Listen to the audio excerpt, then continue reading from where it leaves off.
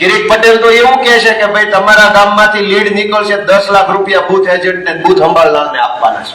આમ ચૂંટણી જીતે એટલે 10 લાખની લાલચમાં ગામના 3 લોકો જે ભાજપ વાળા હોય એ દોડીને હાચા ખોટા ગમે એવા મત નાખી મતદાનની ટકાવારી ઊંચી લઈ જાય અને બૂથમાં લીડ લઈ આવે.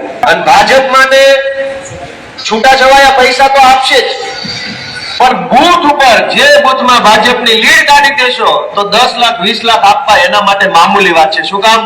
કેમ કે ડિસ્ટ્રિક્ટ બેંકમાં બેહીન કરોડોનું કરી નાખ્યું, કદાચ 50 કરોડ આમાં વપરાય જાય એને ઘટે એમ નથી. જે ગામમાં આપણા સંપર્ક હોય ને અહીંથી મીટિંગમાં જઈને ડલ્લો ફોન એ કરજો કે ભાઈ મહેરબાની કરીને બોગસ મતદાન એક મત ખોટો ન પાડવા દેતા. શું વિસાવદરની ચૂંટણીમાં કિરીટ પટેલ એ 10-10 લાખ રૂપિયા બૂથ પ્રમુખોને આપવાના છે? બૂથ મેનેજમેન્ટ કરનાર કે જે બૂથની અંદરથી ભારતીય જનતા પાર્ટીને લીડ મળે છે એ લીડ લઈ આવનાર બૂથના ઇન્ચાર્જને 10-10 લાખ રૂપિયા કિરીટ પટેલ આપવાના છે? આ વાત એ અમે નથી કહી રહ્યા, આ વાત આમ આદમી પાર્ટીના ઉમેદવાર ગોપાલ ઇટાલિયા કહી રહ્યા છે. ગોપાલ ઇટાલિયા એવું કહી રહ્યા છે કે કિરીટ પટેલે આ ચૂંટણી જીતવા માટે 50 કરોડ રૂપિયાનો ખર્ચો કરવાના છે અને જેટલા પણ બૂથની અંદરથી લીડ મળશે એ તમામ બૂથ ઇન્ચાર્જોને 10 લાખ રૂપિયા આપવાના છે. નમસ્કાર, આપ જોઈ રહ્યા છો ન્યૂઝરૂમ ને આપની સાથે હું છું પ્રદીપ.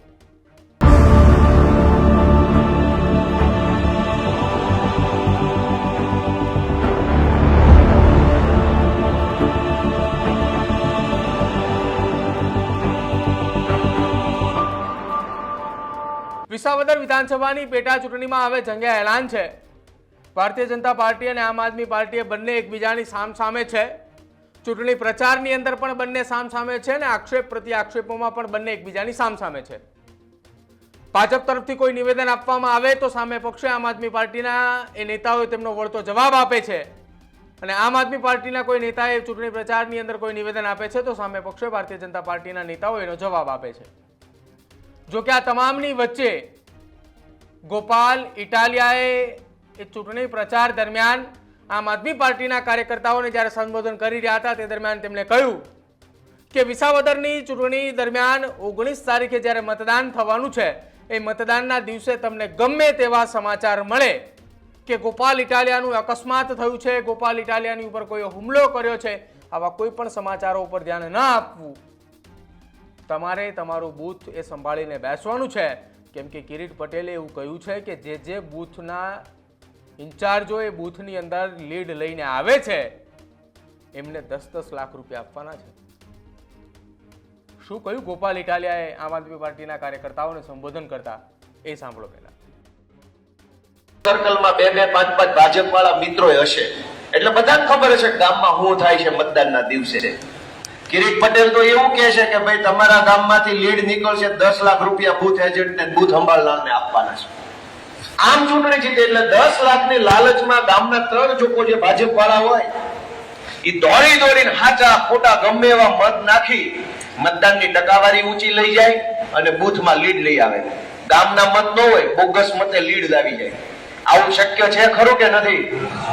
કાળજી કોણ રાખશે? હું ક્યાં પહોંચીશ? કોણ કાળજી રાખશે? કયો મને બધા. અને ભાજપ માટે છૂટાછવાયા પૈસા તો આપશે જ, પણ બૂથ ઉપર જે બૂથમાં ભાજપની લીડ કાઢી દેશો તો 10 લાખ 20 લાખ આપવા એના માટે મામૂલી વાત છે. શું કામ? કેમ કે ડિસ્ટ્રિક્ટ બેંકમાં બેહીન કરોડોનું કરી નાખ્યું, કદાચ 50 કરોડ આમાં વપરાય જાય એને ઘટે એમ નથી. એને ઘટે એમ નથી અને એ તો પાછળ તમારામાંથી કાઢી લે. દોસ્તો, બહુ જ ગંભીર બાબત છે કે આપણા ગામમાં નહીં, કોઈ પણ ગામમાં બોગસ મતદાન ન થાય એ માટે તમારે સજાગ રહેવાની વિનંતી હું તમને બધાને કરું છું. અને જે ગામમાં આપણા સંપર્ક હોય ને અહીંથી મીટિંગમાં જઈને ડલ્લો ફોન એ કરજો કે ભાઈ મહેરબાની કરીને બોગસ મતદાન એક મત ખોટો ન પાડવા દેતા. ઘણીવાર શું ભાજપ વાળા કરે? ઢાલ ચડાવે એનો માણસ, 2 તું નાખ દે, 2 હું નાખી દઉં. હવે આપણે 2 નાખ્યા ને આપણે 98 થયા, એને 2 નાખ્યા એના 100 થઈ ગયા. તો પેટી જેથી ખુલી તેથી 2 આપણે ખોટા 2 એના ખોટા, પણ આપણા 2 ખોટા સાથે 98 થયા અને એના 2 ખોટા સાથે એના 100 થઈ ગયા. તો લોસ થઈ જાય. એટલે આવું કોઈ ગામમાં કોઈ કરે નહીં. એના માટે તમારે ફોન કરીને બધાને જાણ કરવાની છે કે કોઈ તુંય નાખી દે ને હુંય નાખી દે એ વાતમાં પડવાનું નહીં. ગામ આવીને જેટલા મત નાખે એટલા જ મત પડવા જોઈએ. અને તમારે બહુ કાળજી રાખવાની છે. હજુ તો ઘણું થાય, હજુ તો એ આવ્યા નથી. હજુ તો આખું ગાંધીનગર થી ધણ આવશે અહીંયા ઠેઠ. ખટારા મોઢે ઉતારવા નક્કી કર્યું છે કે એક ખટારો મંત્રી ઠાલવવાના થાય, ઠાઠું ઉલાળવાનું છે. એની મેં છે આપણે બધા બહુ સજાગ રહેવું પડશે. માત્ર ભાષણ સાંભળ્યું, વિડીયો આવ્યો, બહુ મજા આવે છે, માહોલ સારો છે, એક તરફી છે, એવી ગફલતમાં રહેશું તો આ લોકોની હલકાઈ છે ને એ આપણે કલ્પના ન કરી શકીએ ને એટલા હલકા માણસો છે. અને એને આમ આદમી પાર્ટી સિવાય કોઈ પોગે એમય નથી. દોસ્તો, બીજી વાત, એક મહત્વના મને કઈક સમાચાર હમણાં મળ્યા, સાચા છે ખોટા એ તમારે કહેવાનું. આ વખતે દરેક મંડળી છે એ ઉપલા પૈસા લઈને નવા જૂનું કરી આપે છે. સાચું છે?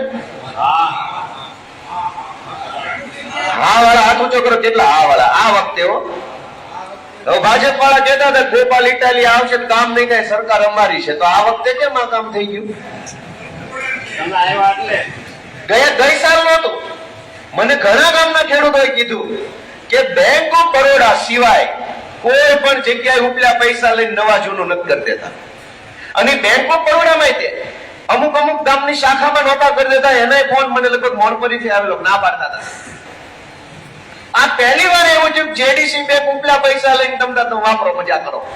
કા ભાઈ, સરકાર તમારી હતી ને, તો કા આ બધું આવવા માંડ્યું? કોઈક હારો માણસ મેદાનમાં આવે તો આટલો ફરક તો પડે. ગામ આખા જઈને કહેજો કે આટલો ફરક તો વગર ચૂંટણીએ પડ્યો. રીઢા થઈ ગયા હતા એ સુધરવા માંડ્યા. ગામમાં જઈને કહેશો નહીં બધા ખેડૂતોને કે નવા જૂની એમનામ થવા માંડી. નહીતર અત્યાર સુધી આખા ભરાવતા હતા. વ્યાજ વાળા પાસેથી વ્યાજવા લેવા પડતા, 10,000 ઈ ભટકાવી જતો. એને બદલે સુધારો આવી ગયો. આનથી હારી વાત શું હોય ચૂંટણી પહેલા? દોસ્તો, બીજી મહત્વની વાત, પહેલી વાત કે બોગસ મતદાનમાં તમારે બધા ખૂબ જાગૃત રહેવાનું છે. મતદાનનો આખો દિવસ, અને એમાં ક્યાંય કચાશ ન રહી જાય, ભોળવાઈ ન જાવી, કોઈની વાતોમાં ન આવી જાવી, ધ્યાન ડાયવર્ટ કરવાની કોશિશ કરે. ભાજપ છે ને એની માનસિકતા ચોર જેવી છે. ચોર જયારે ચોરી કરે એટલે એને મારા ખિસ્સામાં મોબાઈલ છે, આ મોબાઈલ કાઢી લેવો છે. એટલે ભાજપમાંથી એક ચોર આવ્યો એમ કે જો બાજા આ બાજુ મોબાઈલ કાઢી લે. આપણે આમ કાંઈ નો મોબાઈલ લો. મતદાનના દિવસે વડાલમાં મોટી બબાલ થઈ ગઈ છે. ગોપાલભાઈની ગાડીઓ પર પથ્થર મારો થઈ ગયો છે. એટલે તમે બૂથ મૂકીને ક્યાં પથરા માર્યા, વિડીયો ક્યાં છે, ઓડિયો ક્યાં છે, ગોપાલભાઈ હું થયું, સાચું છે ખોટું એમાં પડો. ત્યાં ઓલો ભાજપ વાળો 50 બટન દબાયા, કપ થાય કે ન થાય? ગમે એવા સમાચાર આવે, તમારે તમારું કામ છોડવાનું નથી. પ્લીઝ મહેરબાની કરીને જે સમાચાર આવે એ અમે લડી લેશું. સાચા ખોટા ટીમ બનાવી છે, માણસો બનાવ્યા છે, હજુ તો ઘણું અમે કરવાના છે. એ બધું કહેવાનું નથી જાહેરમાં. સમાચાર ગમે એવા ખરાબ આવે કે ગમે એવા હારા આવે, તમારે બૂથ ની અંદર ખોટું થાય ને એના માટે સતત સાંજના 6 વાગ્યા સુધી ખડે પગે રહેવાનું છે. આ વાત મગજમાં ઉતરી બધાને? ફલાણી જગ્યાએ હુમલો થઈ ગયો છે, ટાંટિયા ભાંગી નાખ્યા, ડોકું કાપી નાખ્યું, તલવારો ઉડીને ફાયરિંગ થઈ ગયું, પોલીસે પકડી લીધા, રેડ પડી ગઈ, સોનું પકડાણું, વિડીયો વાયરલ થઈ ગયો. આવું અનેક વસ્તુ આવશે. ભાજપના ચોર લઈને આવશે. આવું શું કામ? કે તમે તમારું કામ મૂકી દો અને ગોતવા મંડો છે હું આમ. પણ ક્યાંય ધ્યાન ન ભટકવા દેતા મહેરબાની કરીને. અને જે આ મીટિંગમાં નથી આવ્યા એનું ધ્યાન દોરજો.